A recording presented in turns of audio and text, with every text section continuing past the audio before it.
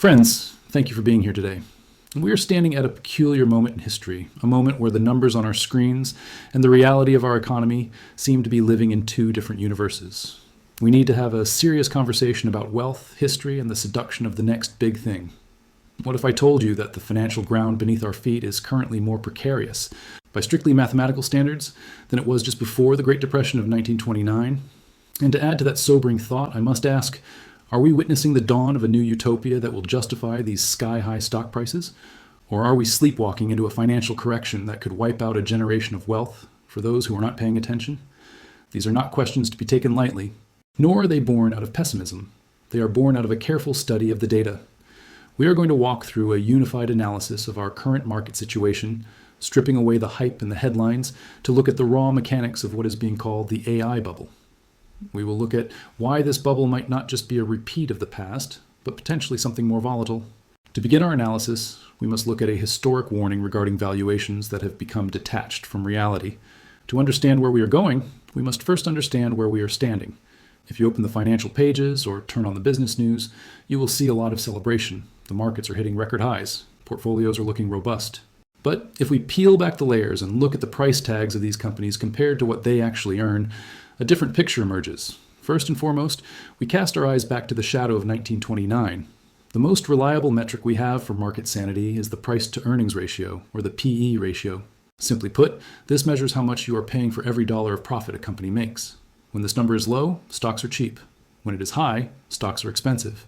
Right now, according to data from the Financial Times and long-term historical charts, U.S. stock valuations are higher than they were immediately before the 1929 Wall Street crash. Let that sink in for a moment. We are paying a higher premium for future earnings today than investors did right before the greatest economic collapse in modern history. Furthermore, if we look at the cyclically adjusted PE ratio, beyond the historical comparison, we must also address the extreme concentration of risk in today's market. In a healthy market, a broad range of companies drives growth. Manufacturing, retail, transportation, and banking usually share the load. Today, we have a very different situation. We have a market that is essentially being held up by a handful of companies. Currently, 5 AI-adjacent companies represent over 30% of the entire S&P 500. This is the highest concentration of market power in modern financial history. We have created a single point of failure for the American economy. If the narrative around artificial intelligence falters, there is no backup engine to keep the plane flying. Consider the speed of this inflation. In just 18 months, over $3.3 trillion flooded into AI-linked companies. To put that number into perspective, that is more money than the entire market capitalization of Germany. We have pumped the value of an entire major European nation into a single sector in less than 2 years. I want to pause here and ask you a question. Do you think this level of spending and extreme market concentration is sustainable, or are we looking at a dangerous anomaly? I would love to read your perspective and hear what you are seeing in your own corner of the economy, so please let me know in the comments below. There's perhaps no clearer example of this phenomenon than the Nvidia anomaly. This company has become the poster child for the AI revolution. Since 2023, Nvidia alone has added more market cap than the combined gross domestic products, GDP, of South Korea, Sweden, and Switzerland. Think about that. One company, which makes computer chips, is effectively valued higher than the total economic output of 3 advanced industrialized nations combined. But here is where the danger lies. The market has priced imperfection. Even when Nvidia reports earnings that beat expectations by billions of dollars, numbers that would historically send a stock soaring, the stock often falls or drags the market down. Why? Because the expectations are so high that they are mathematically impossible to satisfy permanently. We have reached a point where reality, no matter how good, cannot keep up with the fantasy we have priced into the stock. Moving on from the valuations, let us examine the mechanics of the bubble, specifically the concepts of reflexivity and circular financing. You might be asking, if the prices are so high and the risk is so obvious, why does the market keep going up? To answer this, we have to look at the psychology of the market. This isn't just about numbers, it's about human behavior. To understand this, we need to discuss the reflexivity loop. There is a concept in finance known as reflexivity, popularized by the legendary investor George Soros.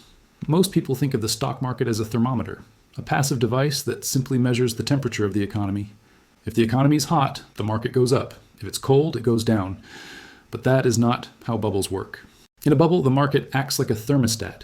It doesn't just measure the temperature, it changes it. Here is the cycle we are currently trapped in. First, a narrative emerges that AI will change everything. Next, this hype attracts speculative money. Then, the influx of money pushes stock prices up. Subsequently, investors look at the rising stock prices and say, "See, the price is going up, so the hype must be true." Finally, this belief attracts even more money, which pushes prices even higher.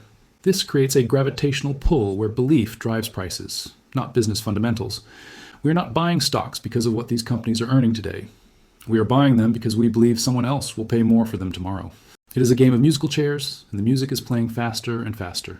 Beneath this psychological loop, we find a disturbing financial mechanism often described as an incestuous money trail. We are seeing evidence of what can be called circular financing or round-tripping revenue. Here is how it works. A massive tech giant, let's call them Company A, invests billions of dollars into a promising AI startup, Company B. This looks like a strategic investment.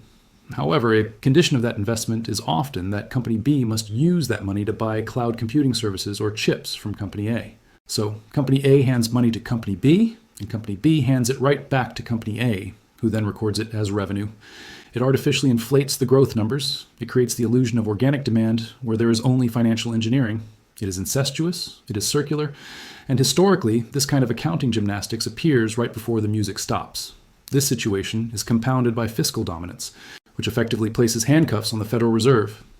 In previous bubbles, like the housing market in 2007 or the dot-com era in 2000, the Federal Reserve, the Fed, had the power to step in.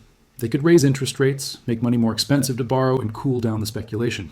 But this time is different. We are living in an era of fiscal dominance. The United States government is currently carrying a debt load that is historically unprecedented. Because of this massive debt, the Federal Reserve is trapped. If they raise interest rates high enough to truly pop this speculative bubble, the interest payments on the U.S. government's debt would become unmanageable. They would essentially bankrupt the Treasury. So the Fed is forced to keep liquidity in the system. They are forced to keep printing money or keeping conditions looser than they should be to keep the government solvent. This creates a forced liquidity environment. There is so much cash sloshing around the system with nowhere safe to go that it pours into the highest risk, highest reward assets available, AI stocks. We are inflating the bubble not because the technology justifies it, but because the monetary system leaves us no choice. Now, we must step back and perform a profitability reality check to ask, where is the actual money? Let's step away from the stock prices for a moment and look at the actual businesses. If you own a local hardware store, you know that eventually you have to sell enough hammers and nails to pay the rent. The same rule applies to trillion-dollar tech companies. Despite the hype, we are starting to hear grave warnings from CEOs. While the media headlines scream buy, buy, buy, the people actually running these companies are starting to whisper warnings. The CEO of IBM recently stated, quite bluntly, that there is no way that all this massive spending on data centers and AI infrastructure will ever be able to pay off at the current trajectory. That is a shocking admission. We are spending hundreds of billions of dollars building data centers, hoping that future profits will justify the cost, but the math isn't adding up. Look at Oracle, a company that was once a fortress of cash. Oracle has been a profitable, stable company for decades, but recently their behavior has changed. They are borrowing massive amounts of money, going into debt, to fund their AI expansion. Their free cash flow, the money they actually keep after expenses, is turning negative. They're gambling the health of a legacy company on the hope that AI will generate massive profits next year or the year after. If it doesn't, they're left with the debt, and the investors are left with the bag. Broadcom, another major chip supplier, has also failed to live up to the parabolic hype. When a company is priced for perfection, any slowdown, even a small one, is treated as a disaster. Another critical issue we face is the widening productivity gap. The promise of AI is that it will make us all super productive. We are told it will double our output, solve our problems, and usher in a golden age. But if we look at the macroeconomic data, that revolution is missing in action. While investment in AI has exploded by 800%, U.S. productivity has barely budged, up only about 1.3% total in 2 years. Reports from major financial institutions like Goldman Sachs and McKinsey are starting to pour cold water on the fire. Even their most aggressive estimates suggest AI might only boost productivity by 1% to 3% over the long term. That is a nice increase, certainly. But does a 3% increase in productivity justify stock valuations that are 150 times higher than revenue? The math simply does not support the price. Furthermore, we must confront what is known as the wrapper problem facing many AI startups. A recent report indicated that nearly 70% of AI startups have yet to earn a single dime in revenue. Many of these companies are what technical experts call thin wrappers. They don't own their own technology.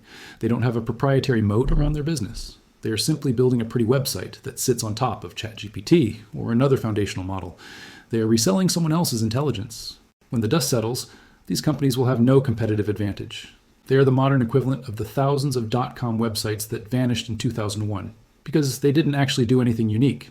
History offers us valuable guidance here, so let us look at the parallels and lessons from the railways and the .coms.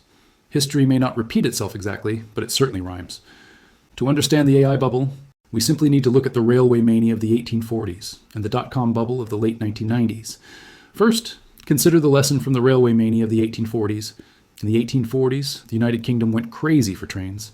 And let's be clear, trains were a real revolution. They changed the world. They changed how people traveled, how goods were moved, and how wars were fought. The technology was valid. However, the investment bubble was a disaster. Caught up in the mania, investors funded railways to nowhere. They built lines between small towns that could never provide enough passengers to pay for the tracks. When the bubble burst, railway stocks tumbled to 1/3 of their peak. Fortunes were lost. Projects were abandoned in the mud. Here is the crucial lesson for today. A technology can be revolutionary, and the investment can still be a failure. The trains kept running after the crash, but the people who bought the stock at the top went broke. AI will likely change the world, just like the trains did, but that does not mean the company you bought at 100 times earnings will survive. Fast forward to modern times, and we can see a clear replay of the .com era. For those of us old enough to remember the late 90s, the current mood is eerily familiar. Back then, if a company added .com to its name, its stock would double overnight. Today, if a company mentions AI in an earnings call, its stock jumps. In the year 2000, investors poured money into over 4,700 internet companies. They were convinced the internet was the future, and they were right. The internet was the future. But here's the catch. Most of those 4,700 companies went to zero. Pets, Com, Webvan, eToys, they all vanished. Even the companies that survived and became giants like Amazon and Cisco took investors on a brutal ride. If you bought Amazon at the peak of the bubble, you lost 90% of your money before it started to recover. It took 15 years for the NASDAQ to get back to its previous high. The lesson from the .com era is about picks and shovels. The companies that survived were the ones building the infrastructure, the plumbing of the internet. In the AI gold rush, the safest bets are likely the infrastructure providers, not the flashy consumer apps. But even they are not immune to a price correction. If you are enjoying this deep dive into market history and want to see more content like this, please hit the like button and subscribe to the channel. Your support helps us spread this crucial message to more people. You might hear that this time is different, but we need to understand why our current economic house of cards makes this time uniquely dangerous. There is an argument that we should ignore these warnings because this time is different. And in one terrifying way, it is different. The structural health of the U.S. economy is weaker today than it was in 1929 or 2000. A major concern is that AI appears to be the only pillar left supporting the market. We are living in what some economists call the forgot how to grow economy. We are no longer the manufacturing powerhouse of the world. Much of our economy has become financialized. It's about moving money around rather than making things. Right now, the AI bubble is arguably the only thing holding up the U.S. stock market. Other sectors, retail, transportation, traditional manufacturing, are flat or declining. If you remove the magnificent 7 tech stocks from the S&P 500, the market performance for the last year looks dismal. This means we have no safety net. If the AI bubble bursts, there is no other booming sector to catch the falling economy. This fragility brings us to a critical point regarding the wealth effect and the American retiree. This brings us to a critical point for those in retirement or approaching it. Our current economic stability is heavily reliant on the wealth effect. Baby boomers and older Americans hold a significant amount of the nation's wealth. Much of this is tied up in the stock market and 401ks. Because these accounts are currently high, thanks to the AI bubble, people feel rich. When people feel rich, they spend money. They go out to dinner, they travel, they renovate their homes. This spending is what is keeping the U.S. GDP positive, but this is a fragile dynamic. If the market corrects by 20% or 30%, a standard drop for a bubble popping, that feeling of wealth evaporates instantly. Spending stops. And because consumer spending is 70% of the U.S. economy, the recession that follows would be swift and brutal. We also cannot ignore the brutal K-shaped reality of this economy. While the stock market soars, the labor market is quietly bleeding. Despite the low unemployment headlines, the economy is shedding tens of thousands of full-time jobs per month, replacing them with part-time or gig work. We see the stress in the earnings of companies like Target and McDonald's. These companies are reporting missed earnings because the average American, the one who doesn't own $1 million in Nvidia stock, has stopped spending. They are tapped out. This divergence creates social instability and economic fragility. A market that only works for the top 10% is a market that is built on sand. However, beyond these structural weaknesses, there are hidden accelerants waiting in the wings, specific forces that can turn a manageable market correction into a historic crash. We must speak about the gasoline that has been poured on this fire: leverage. It is crucial to understand that markets rarely crash simply because stocks are expensive. They crash because investors are forced to sell, and nothing forces a sale faster than leverage. In the last year, margin debt, the money borrowed by investors to buy stock, has hit a staggering $1.1 trillion. Think of margin debt as a multiplier. When the market is going up, it is a miracle drug. It amplifies your gains and makes you feel like a genius. But when the market turns, leverage becomes deadly. It creates a mechanical trap. Unlike a cash investor who can simply wait out a downturn, a leveraged investor gets a margin call. The broker demands immediate cash to cover the loan. If the investor cannot pay, the broker sells their stock automatically, without asking for permission. This forced selling drives prices down further, which then triggers margin calls for the next group of investors. It creates a liquidity cascade or a doom loop. We are currently sitting on a mountain of this debt, and history tells us that when this mountain crumbles, asset prices can be cut in half in a matter of weeks. The $1.1 trillion figure is not just a number, it is a measure of the potential velocity of the next crash. While the retail public is borrowing record amounts of money to chase this rally, we must ask a very uncomfortable question: what is the smart money doing? The behavior of insiders offers a chilling counter-narrative to the optimism we see on television. While everyday Americans are pouring their 401ks into AI ETFs, the insiders, the CEOs, the billionaire founders, and the legendary hedge fund managers are selling at a record pace. This phenomenon is known as the distribution phase. In every major market cycle, there's a period where the smart money quietly hands off their shares to the dumb money at peak prices. We see this in the filings. Tech executives cashing out hundreds of millions of dollars in stock options, while simultaneously telling the public that the boom is just beginning. Perhaps the loudest signal of all is the silence of Warren Buffett. His company, Berkshire Hathaway, is currently sitting on a record pile of cash, having sold off significant portions of his holdings, including Apple. Buffett is famous for saying, "Be fearful when others are greedy." His cash hoard suggests he is preparing for a storm, securing a life raft while the band continues to play on the deck of the Titanic. This divergence, where institutions sell while retail investors buy on credit, is the ultimate warning sign that the top is near. Finally, we must reckon with the structural danger of modern passive investing and the concentration trap. Most Americans today invest through passive ETFs, exchange-traded funds that track the S&P 500. This sounds safe, but because of the extreme concentration we discussed earlier, it has created a dangerous crowding effect. When you buy the S&P 500 today, you're not buying a diversified basket of 500 companies. You are largely buying the same 5 or 7 AI stocks that everyone else owns. This works beautifully on the way up, creating a self-reinforcing loop of buying. But imagine a theater where everyone is standing near the stage, and the exit doors are very small. If panic strikes, perhaps triggered by a margin call cascade, everyone tries to sell the same 7 stocks at the same time. The liquidity dries up. The buyers vanish. And because the algorithms that run these ETFs are programmed to sell automatically when prices drop, the decline accelerates. We have engineered a market structure that is optimized for speed, but that speed works in both directions. But there is one final, silent pillar of this house of cards that we must examine, one that connects the high-flying world of AI stocks to the very real and mundane world of bank deposits and corporate loans. We must talk about the fragility of the banking system and the looming corporate credit wall. When we think of a stock market crash, we often think of numbers flashing red on a screen, but the real pain, the kind that leads to mass unemployment and economic depressions, happens when the banking system freezes. In 1929, the market crashed, but it was the subsequent failure of thousands of banks that destroyed the economy. Today, we are seeing cracks in the foundation that look disturbingly similar to the pre-crisis periods of the past. We are currently witnessing a dangerous trend of deregulation and consolidation in the banking sector. The protections put in place after 2008 are being slowly eroded. Regional banks, which are the lifeblood of small businesses in America, are under immense pressure.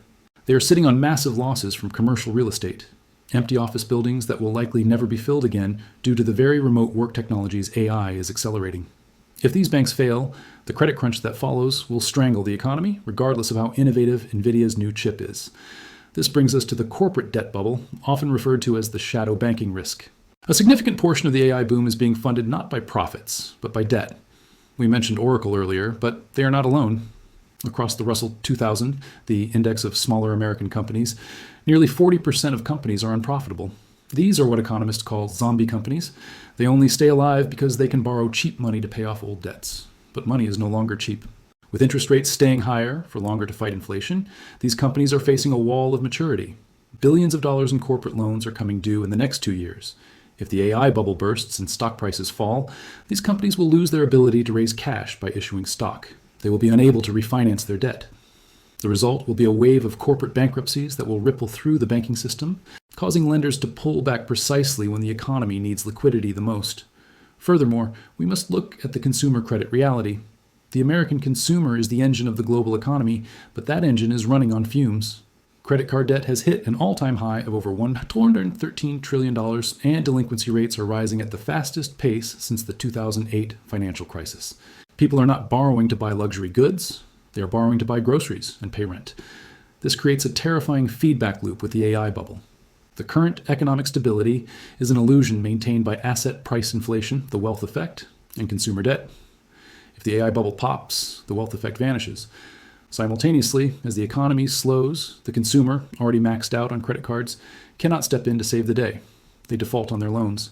These defaults hit the balance sheets of the banks. The banks, terrified of losses, stop lending to businesses. Businesses, unable to get credit, fire workers, and thus, a stock market correction transforms into a full-blown economic depression. This is why the AI bubble matters to you, even if you don't own a single share of stock. The financial system is interconnected. The leverage in the stock market, the fragility in the banking sector, and the debt on the consumer's credit card are all wired together. When the fuse is lit in the stock market, the explosion happens in the real economy. We are looking at a potential credit crunch that could make capital inaccessible for years, freezing innovation and growth in a way that no AI chatbot can solve.